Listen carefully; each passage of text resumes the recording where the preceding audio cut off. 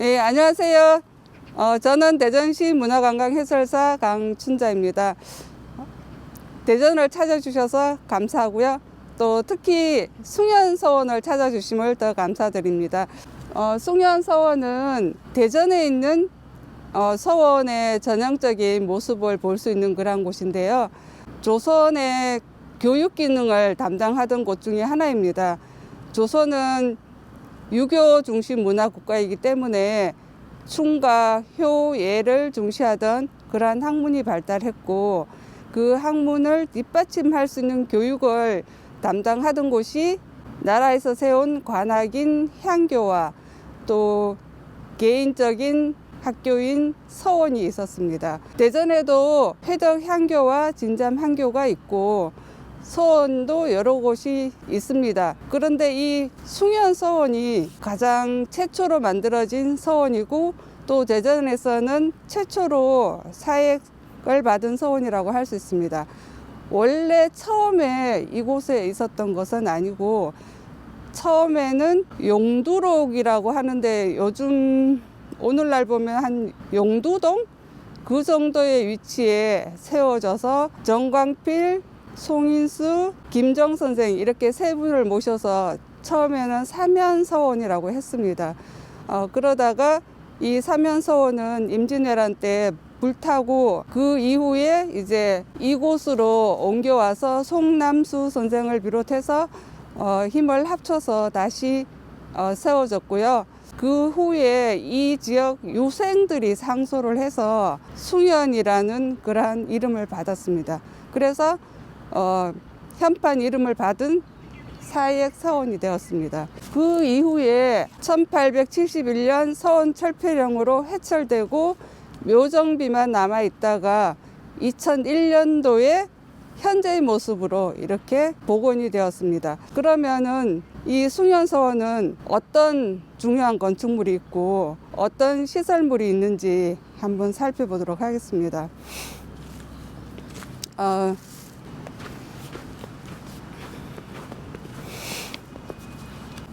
향교나 서원에 가면은 입구에 반드시 이런 하마비와 홍살문이 있습니다.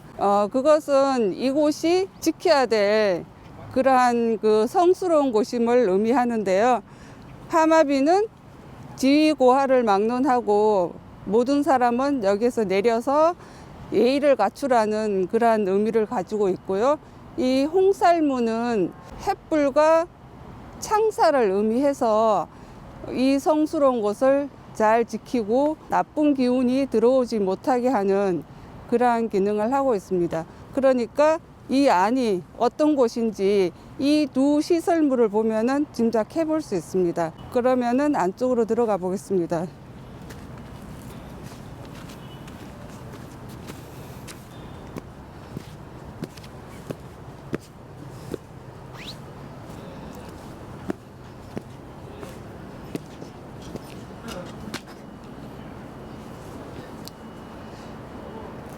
여기에서 보면 이렇게 문이 3개가 있습니다. 여기는 외산문입니다. 바깥에 있는 산문이고, 외산문이 있으니까 안에 들어가면 또 내산문이 있겠죠. 이 산문은 보통 이제 안에 어떤 경건한 그러한 시설물이 있을 때 설치를 하는데, 이 드나드는 출입하는 규칙이 있습니다. 그래서 오른쪽 문으로 들어가서 나올 때는 왼쪽 문으로 나오는 이러한 규칙이 있어서 이거를 잘 지키는 것이 이 서원에 드나드는 예법이라고 할 수 있습니다. 그리고 위에는 영귀루라는 누각이 있습니다. 한번 올라가 보겠습니다.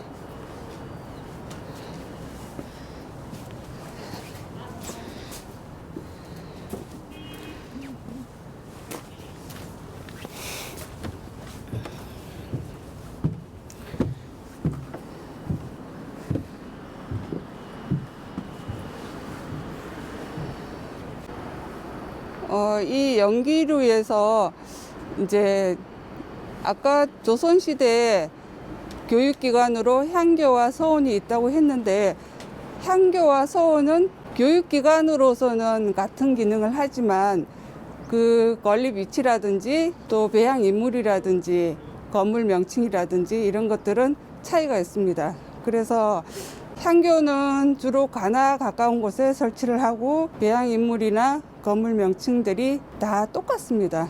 그런데 서원은 경치 좋은 곳에 관아와 좀 떨어진 곳에 이렇게 설치를 하고 배양인물도 항맥이나 아니면 문중에 따라서 다 다르고 건물 명칭도 다르다고 할 수 있습니다.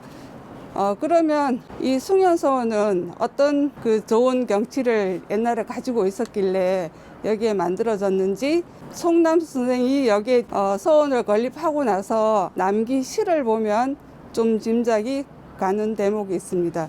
제가 한번 시를 읽어보겠습니다. 문 앞에는 계족산의 달 성대하고 처마에는 갑천이 구름과 이어져 있네. 이른 새벽 새 현판 아래에 흰 사슴은 옛날과 같이 있네.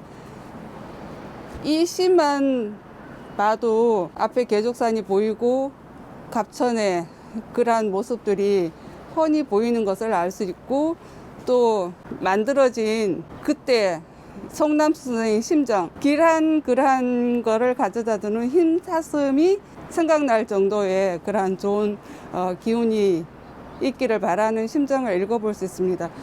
그리고 이제 이 건물 이름이 서원이기 때문에 여기에 계셨던 분이 이제 아마 선택을 했겠죠. 근데 여기는 영기루입니다.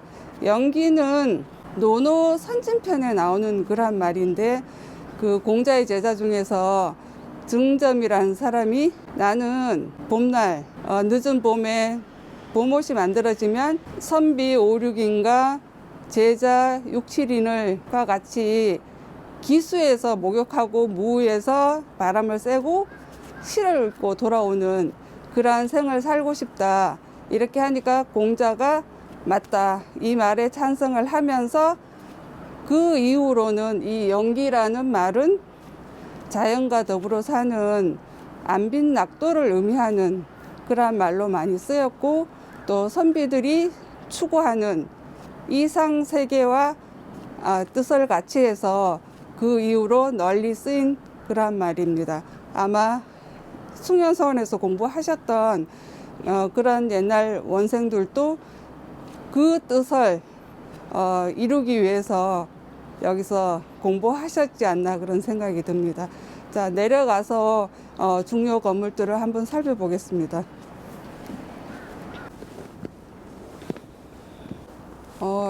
여기서 이제 정면에 보이는 저 건물이 공부하던 강학 공간으로 입교당입니다. 건물 이름은 이제 좀 전에 얘기한 것 같이 거기에 주로 사용했던 사람들이 이제 정하는데 가르침을 세우는 집이다. 이러한 뜻을 갖고 있고요. 강학 공간 앞쪽 양편으로는 지금 집이 똑같은 집이 두 채가 있는데 서원이나 향교에 똑같은 구조를 하고 있습니다.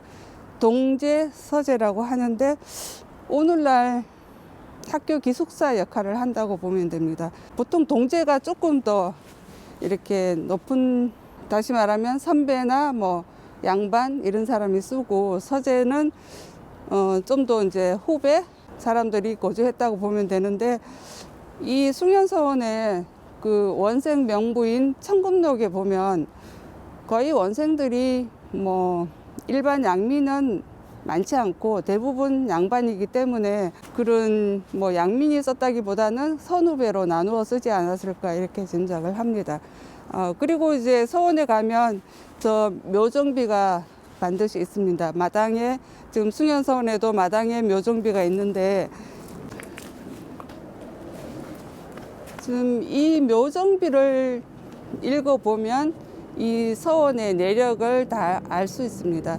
그래서 이 숭연서원도 처음에 사면서원으로 만들어지고 나서 그 이후에 조선시대 4대 문장가 중에 한 분이신 상촌 신음 선생님께서 글을 쓰셨고 이제 이렇게 보면은 처음에 쓴 글에서 여기 지금 부자가 내려서 이렇게 글을 다시 이어서 썼는데 이거는 이제 그 후대에 우암 송시열 선생님께서 그 후에 모셔진 분과 앞에 모셔진 그 분들에 대한 또 이야기를 이렇게 쭉 쓰셨습니다.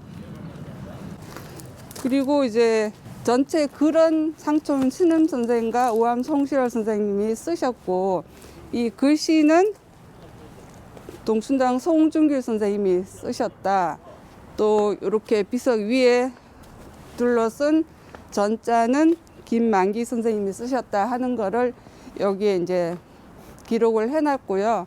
보통 이 비석에 이런 참여한 사람들의 그 면면을 보면 그 서원의 어떤 그 당시의 위상을 읽어볼 수 있습니다. 그러니까 여기는 뭐 4대 문장가 중에 한 분이 신임 선생이나 송시열 선생이나 송중길 선생이나 또 김만기 선생은 그 당대에 가장 이렇게 위상이 높으신 분이었기 때문에 이 서원의 위상도 이제 높았다는 것을 알 수 있고요.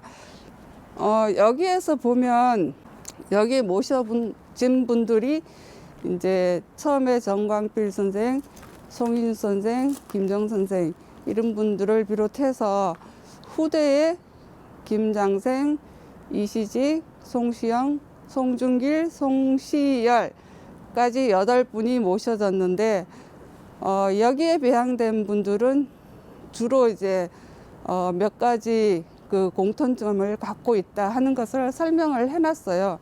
그래서 앞에 정광필, 김정, 송인수 선생은 사화와 연루돼서 희생된 분들이고, 또 이제 후대에 모셔진 김장생, 송중길, 송시열 선생은 도학과 학문이 세상에 사표가 될 만한, 그러니까 이 세 분은 다 문묘에 모셔진 분이거든요. 그러한 분이고, 또 이제 이시직과 송시영 선생은 병자호란 때 강화도에서 순절하신 그러한 분이로서 모든 행적은 다 다르지만 그 사문에 큰 공을 세운 그 세상의 이치를 밝히고 인심을 바르게 하는 그 뜻은 같이 이룬 분이다 하는 것을 이제 이 내용에 써놨고, 또 이제 이 회덕과 관련 있고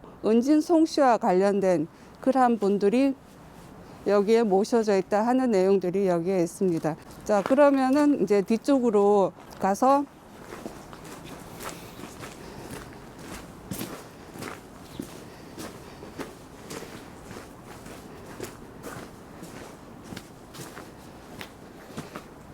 아까 저 앞에서 외산문이라고 했는데 여기는 내산문이 있습니다. 내산문은 보통 이제 사당 앞에 이제 위치를 하고 있는데요. 여기도 문이, 여기는 이제 떨어진 문이 3개가 있는데 그 출입하는 그 예법은 외산문하고 똑같습니다.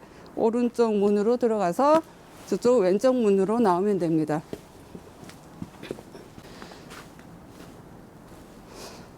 여기가 이제 사당인데요. 이제 평상시는 사당은 보통 이제 개방을 이제 잘 안 하고 이제 특별한 사유가 있을 때만 개방을 하는데, 여기는 이제 8분의 위패가 모셔진 곳이고, 보통 이제 그 위패 모셔진 순서 같은 거 이런 것들도 이제 궁금해 하시는데, 위패는 죽은 분이기 때문에 이렇게 섰을 때 이쪽 오른쪽, 그러니까 보통 우리나라는 집이 남향이기 때문에 서쪽이 상석이에요. 그래서 여기서는 이제 제일 영의정까지 하셨고, 제일 먼저 모셔진 정광필 선생부터 해서 이렇게 동쪽까지 8분이 모셔져 있는 것을 제향 때 오시면은 상세히 잘 볼 수 있습니다.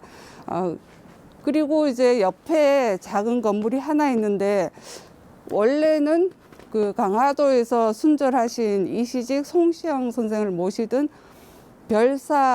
별도로 마련한 사당이라고 할 수 있습니다. 근데 지금은 이제 같이 이렇게 모시고 여기는 비어져 있는 상태이고요.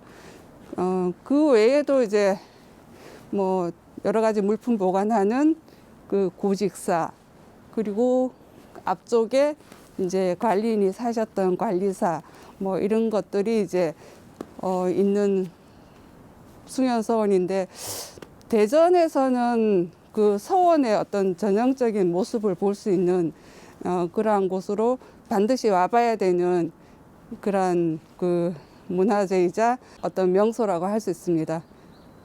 많은 방문 부탁드립니다. 감사합니다.